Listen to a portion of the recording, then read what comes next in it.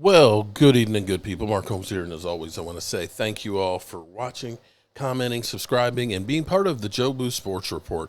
Without you guys, as well as you ladies, you know that this literally does not work. Hope everybody's having a great day.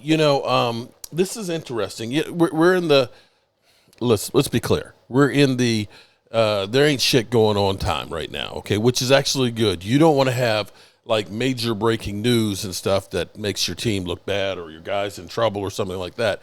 You actually want this to be quiet before training camp. And so, as a YouTuber or a sports writer or, somebody on Twitter or Instagram or whatever, you're thirsty. You're looking for stuff to do. That's why you saw that list on Yahoo Sports that, they got Dak Prescott at 7 and they don't put anybody else from the NFC East on the top 10, because they're trolling you. They're trying to get you to click and watch. And, of course, that's the bottom line on everything. But here's an interesting story right here because we know Jalen Ramsey is on the trade block, and now we're getting clarification on why. Now, it was thought because he's 30 years old and his contract is going to be ballooning, and that the Miami Dolphins basically are at the point of where they may be looking at rebuilding. But here's an article from the Sporting News that the reason why he may be on the trading block is because of a broken relationship with Mike McDaniel. Oh, shit! Oh, shit! The Miami Dolphins are just one offseason away from finding themselves in a difficult salary cap situation. As a result, they may be forced to part ways with several high-priced players, particularly veterans who could draw interest from other teams. One name that has been circulating since the beginning of the offseason is Jalen Ramsey. However, a deal has yet to be made, largely due to financial concerns. Everybody's looking at this and saying, he's 30 years old and this is a lot of money, and you want high draft capital. Okay, these things don't all go together. It's not a good deal. And what teams may be looking at and thinking is, maybe we'll just wait this out and see if he just gets released, because then we can make our own deal with him. Ultimately, if you're another team, why go ahead and buy the cow when you get the milk for free? Well, I don't know if you get the milk for free. You still got to pay for the milk. But anyway, but a lot of these teams are spooked by the money because of the $24 million guaranteed. The Rams are sort of waiting it out, and it's really interesting. I do think it'll get done. I just don't know what it's going to take to look financially. But I know he's supposed to get traded in some short order. So I think, in the next week or two, we could see something together, according to ESPN, Jeremy Fowler. Now, we don't know if this is real or not. According to ESPN, Adam Schefter, a trade could happen before training camp begins. Dolphins defensive coordinator Anthony Weaver revealed that the move stemmed more from difficulties building a connection with Ramsey. I talked to the defensive coordinator, Anthony Weaver, about the situation and his quote, kind of why the Dolphins and Ramsey are here. He said, Ramsey's been a guy who's played great for us, but relationships are hard and he's chosen to move on, Cameron Wolf said. An anonymous scout told Anthony Sports that the trade isn't due to money, but rather a broken relationship with head coach Mike McDaniels.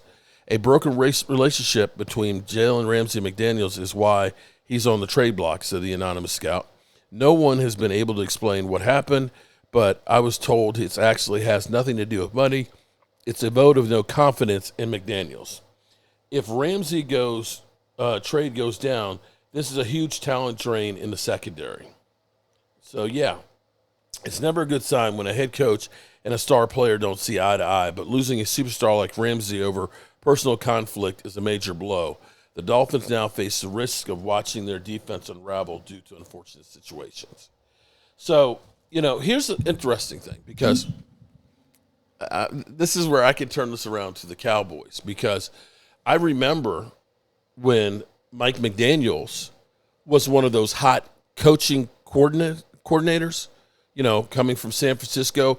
Everybody looked at him and said, oh, my God, he's a genius, and, he's going to be incredible. He was one of the hot ones. And Miami, of course, when they got him, they went all in. They went ahead and they said, we're going to get him help. I mean, you got Tyreek Hill. You got Jalen Ramsey. You got Jalen Waddle. You had more weapons than you could shake a stick at. They went balls deep in free agency to support this coach. And yet you look at it and you say, they've really underperformed. And, there was rumors out there about Mike McDaniels that, when they were playing cold weather games that he was bundled up like he's freezing to death. And the players are out here like, yo, we're out here playing and everything else. And, he's like a little punk ass biatch. And then some of them we heard were making fun of him, that he wears like teenager mall kid clothes and stuff like that. And so he doesn't necessarily have the respect of the players. And if Jalen Ramsey, a guy who's got Super Bowl credentials, is not on board, he can basically lead a revolt. And so they have to make this move to try and save face. But I think, honestly, this is one of those cases that maybe the Miami Dolphins should have looked at instead of saying get rid of the talent, that maybe we over-evaluated the coach and that maybe we're wasting another year by having him. Because you have to look at it from when Brian, can't remember his last name now, but the coach they fired before him, who they didn't do anything to help. This team, with all of the talent, guys like Tyreek Hill and Jalen Waddle and Jalen Ramsey, isn't any better with the boy genius. And so, here's where it's interesting. Because say what you will about Shoddy not being the hot coordinator. We always have the hot coordinators. And a lot of times those hot coordinators crash and burn. Robert Saleh was one of those ones that was a hot coordinator too and went to the Jets, and then he went out and got Aaron Rodgers, and we see that he's back to being a defensive coordinator again. We've seen all kinds of guys that have been the hot candidates that have failed. But here it is with Shoddy.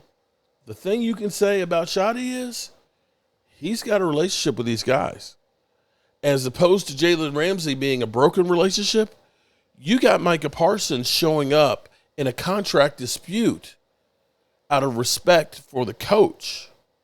So before you go ahead and throw shade on the guy, he's got one thing down pat, and that's the respect of his players, that he doesn't have a broken relationship like Mike McDaniels, one of those hot coordinators that y'all keep talking about. Yeah, I think it's really kind of interesting. And what's funny is we'll see how many of these hot coordinators out here are going to be great coaches, because I believe the guy who they thought fell off the salad truck has coached his team to the NFC Championship game there, and everybody thought he was a freaking idiot. But those hot coordinators, some of those guys are gone. Some of them should be gone. But hey, we'll have to wait and see how it all works out. Hope you all are having a great day. I'm going to go ahead and I'm going to get out of here. Peace. I can't stand it anymore. I've got to get out of here.